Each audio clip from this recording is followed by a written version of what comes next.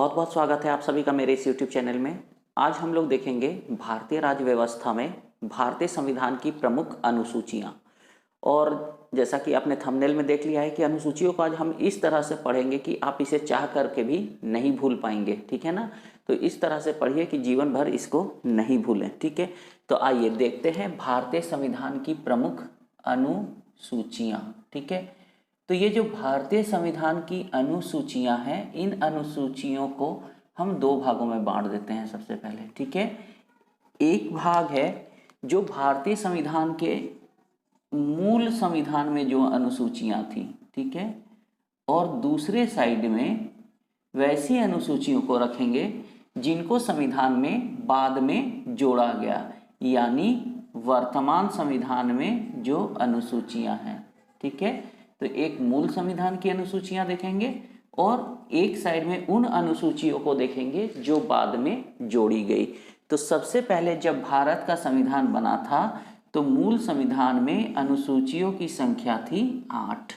कितनी थी? 8। जबकि अभी अगर हम बात करते हैं तो वर्तमान भारतीय संविधान में अनुसूचियों की संख्या है 12, ठीक है। यानी कि मूल संविधान में 8 अनुसूचियां थी। 8 का मतलब हो गया 1 से लेकर के 8 अनुसूचियां। ये 1 से लेकर 8 अनुसूचियां मूल संविधान में थी। 9, 10, 11, 12 यानी 9 से लेकर के 12 तक की अनुसूचियां जो है इसको संविधान में बाद में जोड़ा गया है, ठीक है। इतना को आप पहले उतार लीजिए। पहले हम लोग 1 से लेकर 8 अनुसूचियां जो मूल संविधान में थी उनको देखेंगे और उसके बाद में जो बाद में जोड़ी गई है उनको देखेंगे। कब कब जोड़ा गया है, इन सारे चीज़ों से प्रश्न आते हैं। तो चलिए आइए टाइम को वेस्ट नहीं करते हुए चलते हैं मूल संविधान की 8 अनुसूचियों को हम देखते हैं कि ये जो 8 अनुसूचियां हैं इनमें है क्या चीज़ें, ठीक है। तो सबसे पहले हम लोग शुरू करते हैं अनुसूची 1 से, ठीक है। तो ऐसे हम लोग एक साइड में बना लेंगे अनुसूची और दूसरे साइड में देख लेंगे कि इसमें क्या है, यानी इसके प्रावधान, ठीक है। तो देखिए याद करने का तरीका ये है कि सबसे पहले हम लोग देखेंगे पहली अनुसूची में क्या है, दूसरी अनुसूची में क्या है, तीसरी अनुसूची में क्या है, ठीक है। 3 अनुसूची सिर्फ याद कीजिए। तो पहली अनुसूची में है भारत संघ तथा उसका राज्य क्षेत्र। मतलब पहली अनुसूची में भारत का परिचय है कि भारत जो संघ है ये भारत संघ क्या है और भारत संघ के अंतर्गत कितने राज्य, और राज्य के साथ साथ इसमें एक चीज और, संघ शासित प्रदेश यानी कि यूनियन टेरिटरीज, ठीक है। तो पहली अनुसूची में भारत और भारत संघ और उसका राज्य क्षेत्र तथा जो केंद्र शासित प्रदेश, यानी भारत के नक्शे में जितने राज्य और केंद्र शासित प्रदेश आपको दिखते हैं वो आएंगे, ठीक है। दूसरी अनुसूची में जो है यह है महत्वपूर्ण पदाधिकारियों के वेतन तथा भत्ते। तो जितने बड़े बड़े संवैधानिक पद हैं जैसे राष्ट्रपति है ना, प्रधानमंत्री, सुप्रीम कोर्ट के न्यायाधीश, तो इस तरह जितने बड़े बड़े पद हैं दूसरी अनुसूची में उनके लिए वेतन और भत्तों का प्रावधान है कि उनके वेतन और भत्ते क्या होंगे, ठीक है। तीसरी अनुसूची में है महत्वपूर्ण पदाधिकारियों के लिए शपथ का प्रारूप, यानी कि याद रखिए तीसरी अनुसूची में है शपथ। तो 1, 2, 3 अनुसूची आपको एकदम याद हो जानी चाहिए। पहले में क्या है, तो पहले में हमारे नक्शे में जितने भी राज्य और केंद्र शासित प्रदेश है वो हैं।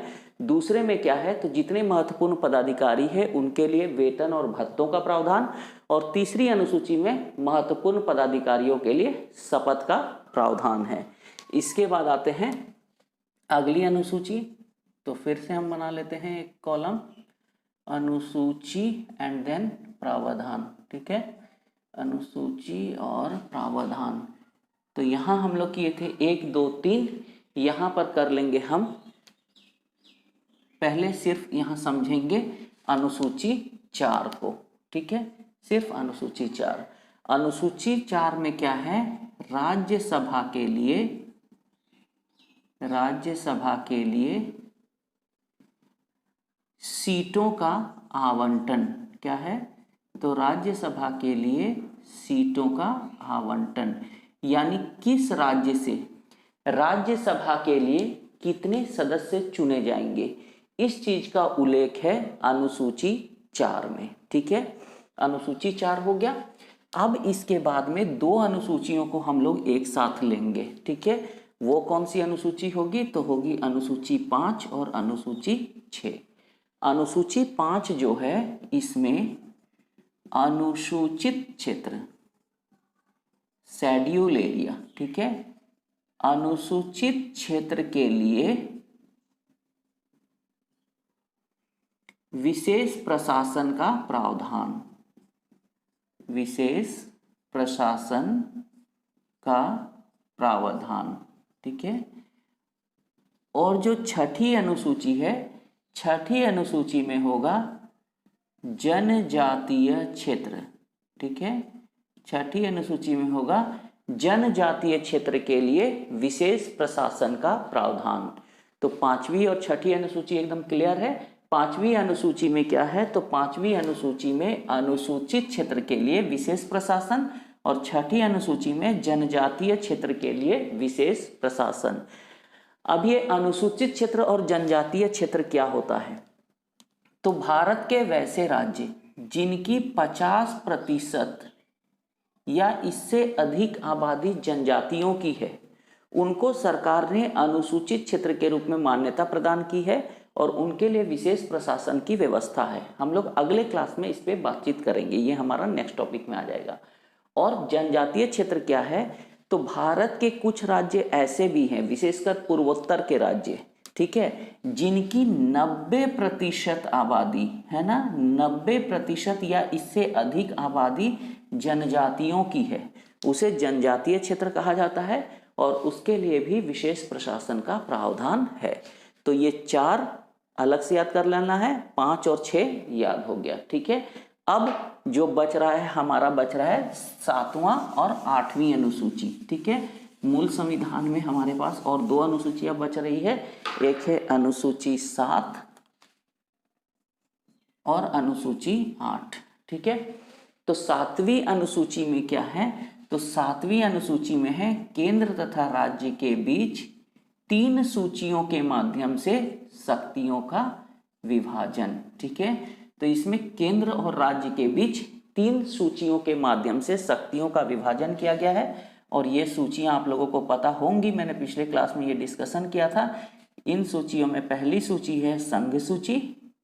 ठीक है, बताइए संघ सूची पर कानून बनाने का अधिकार किसको है। दूसरी सूची है राज्य सूची, बताइए इसमें भी कानून बनाने का अधिकार किसको है। और तीसरी अनुसूची है समवर्ती सूची। चलिए इसका भी बताइए कि समवर्ती सूची पर कानून बनाने का अधिकार किसको है। तो संघ सूची जो है इस पे कानून बनाने का अधिकार केंद्र को है, राज्य सूची पर कानून बनाने का अधिकार राज्यों को है और समवर्ती सूची पर कानून बनाने का अधिकार जो है ये केंद्र तथा राज्य दोनों को है। लेकिन अगर समवर्ती सूची में केंद्र और राज्य दोनों कानून बना देते हैं तो ऐसी स्थिति में केंद्र का कानून मान्य होगा, राज्यों का कानून मान्य नहीं होगा। ठीक है, इससे रिलेटेड तो नहीं है लेकिन हमने बात की थी कि वैसे विषय जो तीनों अनुसूचियों में शामिल नहीं होते हैं उनको कहा जाता है कौन सा विषय, तो उनको कहा जाता है अपशिष्ट विषय। ठीक है, वैसे विषय जो तीनों अनुसूचियों में शामिल नहीं है अपशिष्ट विषय कहलाते हैं और अपशिष्ट विषय पर कानून बनाने का अधिकार आपको पता है किसे है, तो ये भी अधिकार प्राप्त है केंद्र को। ठीक है, ये हो गई 7 अनुसूची तक। ठीक है, अब आते हैं 8वीं अनुसूची। 8वीं अनुसूची बहुत ही महत्वपूर्ण है। 8वीं अनुसूची में है भाषा प्रावधान। ठीक है, 8वीं अनुसूची में भारतीय संविधान में भाषा यानी मानक भाषाओं के संबंध में प्रावधान किए गए हैं। तो आपको याद रखना है कि 8वीं अनुसूची में क्या है, भाषा प्रावधान। 8वीं अनुसूची से बहुत सारे प्रश्न एग्जाम में पूछे जाते हैं, थोड़ा सा हम लोग इसको यहाँ पर चर्चा कर लेते हैं। आइए, तो जब भारत का संविधान बना था, ठीक है, याद कीजिए मूल भारतीय संविधान में एक तो आपको पूछेगा ही पूछेगा कि मूल भारतीय संविधान में 8वीं अनुसूची में मानक भाषाएं कितनी थी, तो जो ये मूल भारतीय संविधान था इसमें, है ना, मूल संविधान, तो मूल संविधान में मानक भाषाओं की संख्या जो थी ये थी 14। ठीक है, मूल संविधान में इनकी संख्या थी 14 और वर्तमान आज के डेट में अगर हम बात करें तो इनकी संख्या हो गई है 22। कितनी हो गई है? 22। तो अब कब कब और कौन कौन सी भाषाएं संविधान में जोड़ी गई, ये प्रश्न पूछा जाता है। बहुत आसान है, देखिए इसको आराम से आप याद कर सकते हैं। 3 बार में जो है ये बाकी भाषाओं को जोड़ा गया। कब कब जोड़ा गया, ये भी प्रश्न आपको पूछा जाता है। तो देखिए एकदम हम लोग इसको इत्मीनान से समझते हैं। ठीक है, पहली भाषा जो जुड़ी इसमें पहला बार संशोधन हुआ था, अभी ये हुआ था 21वां संशोधन। पहली बार इसमें भाषा जोड़ा गया, कितनी जोड़ी गई अभी मैं नहीं बता रहा हूँ, बात करेंगे अभी। पहली बार जब जोड़ा गया तो ये 21वें संशोधन के द्वारा जोड़ा गया। दूसरे बार इसमें भाषाओं को जोड़ा गया 71वें संशोधन के द्वारा। ठीक है, और तीसरी बार जोड़ा गया 21 और 71 को जोड़ दीजिए कितना होगा, तो 1 1 2 और 7 और 2 9, तो 1 1 2 और 7 और 2 9, यानी तीसरे बार जोड़ा गया 92वें संशोधन विधेयक के द्वारा। तो पहली बार जोड़ा गया 21वें संशोधन द्वारा, दूसरी बार 71वें संशोधन, तो 21 और 71 सीक्वेंस में आ रहा है, और तीसरा में इन दोनों संशोधन को जोड़ दीजिए तो 92वां संशोधन द्वारा तीसरी बार भाषा को इसमें जोड़ा गया। अब आइए, पहली बार जो भाषाओं को जोड़ा गया ये एक भाषा जोड़ी गई थी, पहले संशोधन के द्वारा एक भाषा जोड़ी गई थी। दूसरे संशोधन के द्वारा 3 भाषाओं को जोड़ा गया, और तीसरे बार फिर वही करना है, इन दोनों का ऐड, यानी 3 और 1 4 भाषा। समझ में आ रही है? 21वें संशोधन के द्वारा मूल संविधान में एक मानक भाषा को जोड़ा गया, 71वें संशोधन द्वारा 3 भाषाओं को जोड़ा गया, और 92वें संशोधन द्वारा 4 भाषाओं को जोड़ा गया।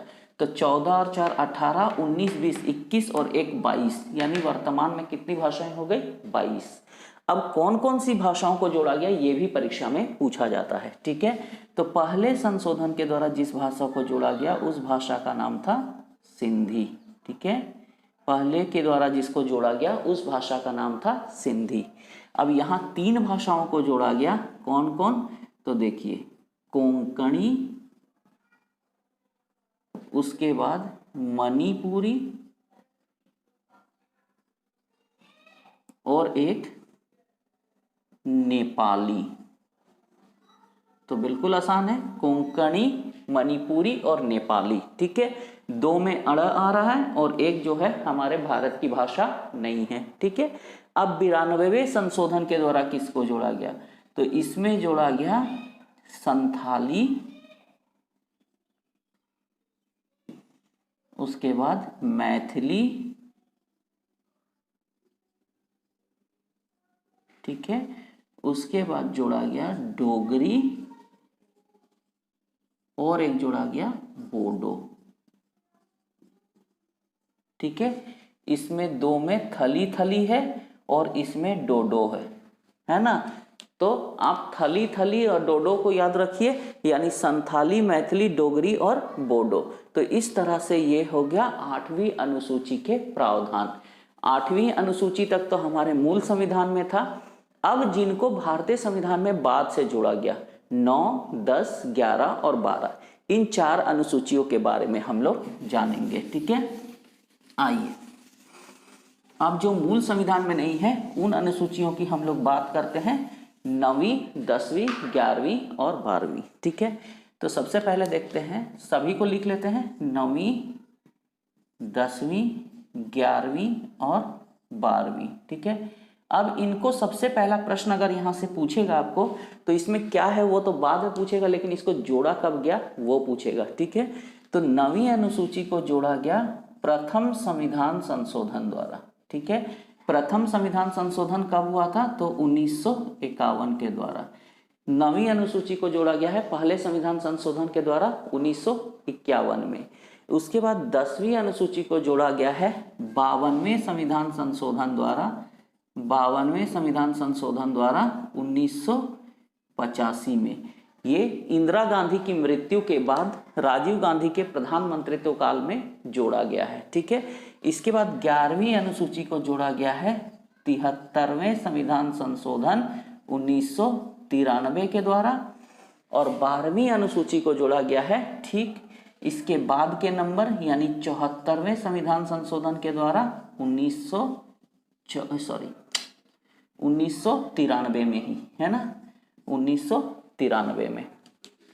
अब हम लोग बात कर लेंगे। ठीक है, देखिए बाद में जो जोड़ा गया 9वीं अनुसूची को प्रथम संविधान संशोधन 1991 के द्वारा, 10वीं अनुसूची 52वें संविधान संशोधन 1985 द्वारा, 11वीं अनुसूची 73वें संशोधन 1993 के द्वारा, और 12वीं अनुसूची को जोड़ा गया है 74वें संविधान संशोधन 1993 के द्वारा। अब इन चारों अनुसूची में क्या क्या है जो बाद में जोड़े गए हैं। ठीक है, तो ये जो 9वीं अनुसूची है, 9वीं अनुसूची में है भूमि सुधार संबंधी कानून, है ना, भूमि सुधार संबंधी अधिनियम। ठीक है, तो ये जो भूमि सुधार संबंधी अधिनियम है ये इसमें है। और एक बात जान लीजिए कि किसी भी कानून को अगर हम 9वीं अनुसूची में शामिल कर देते हैं तो वो न्यायिक समीक्षा के दायरे से बाहर हो जाता है, अर्थात 9वीं अनुसूची में शामिल मामलों पर न्यायपालिका सुनवाई नहीं कर सकती है। ठीक है, इसके बाद आते हैं 10वीं अनुसूची। तो 10वीं अनुसूची में है दल बदल अधिनियम। ठीक है, दल बदल अधिनियम 1985 में ये कानून राजीव गांधी ने लाया था। 1984 में इंदिरा गांधी की मृत्यु के बाद बहुत सारे नेता दल बदल कर रहे थे, इधर से उधर, उधर से इधर आ रहे थे, जिसके कारण सरकार अस्थायित्व में आ रही थी। इसी के मद्देनजर 1985 में राजीव गांधी जी ने 52वां संशोधन ला करके ये व्यवस्था की कि अब कोई जनप्रतिनिधि जो है ये मनमाने तरीके से दल बदल नहीं कर पाएगा। ठीक है, तो ये घटना याद रखिएगा। अब आते हैं 73वां संशोधन। तो 73वां संशोधन को नगर 73वां जो संशोधन है, 73वें संशोधन को हम पंचायती राज अधिनियम के नाम से भी जानते हैं। ठीक है, पंचायती राज अधिनियम। ठीक है, यानी कि इसका एक और दूसरा नाम भी है, इसे हम ग्रामीण क्षेत्रों में स्वशासन प्रणाली के नाम से भी जानते हैं।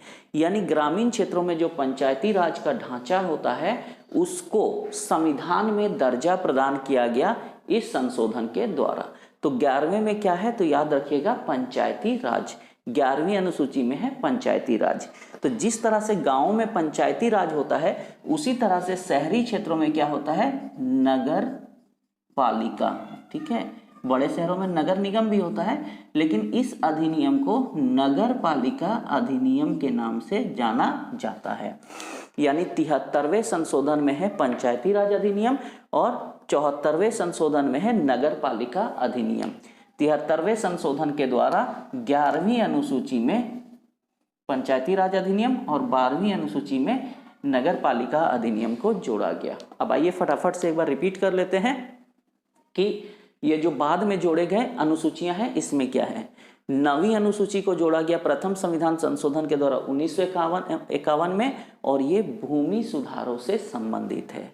10वीं अनुसूची को 52वें संविधान संशोधन द्वारा 1985 में जोड़ा गया और इसमें दल बदल अधिनियम है। 11वीं अनुसूची को 73वें संशोधन 1993 के द्वारा जोड़ा गया और इसमें है पंचायती राज अधिनियम या ग्रामीण क्षेत्रों में स्वशासन प्रणाली। 12वीं अनुसूची को 74वें संशोधन 1993 के द्वारा ही जोड़ा गया और इसमें है नगर पालिका अधिनियम या शहरी क्षेत्रों में स्वशासन की प्रणाली। तो इस तरह से आप पढ़ेंगे 1 से 8 अनुसूची और 9 से 12, तो आपको कोई भी तरह की दिक्कत नहीं होगी और कभी भी आप इसको नहीं भूलेंगे। तो चलिए आज के वीडियो में इतना ही रखते हैं, मिलेंगे नेक्स्ट वीडियो में। Till then thank you.